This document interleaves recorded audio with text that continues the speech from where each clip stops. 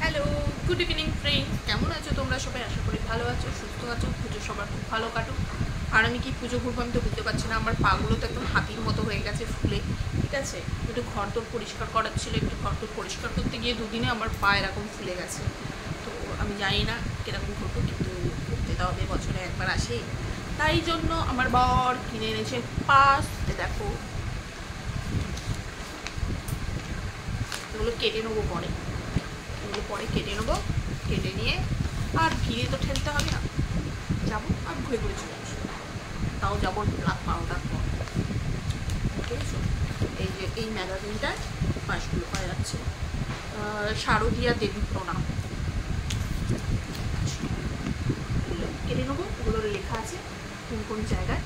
সব নেই, যা আছে চলে যাবে। এমনি তো হাতের মতো পানি তো আর বেশি করা যাবে না, 2-4 দিন যাবে।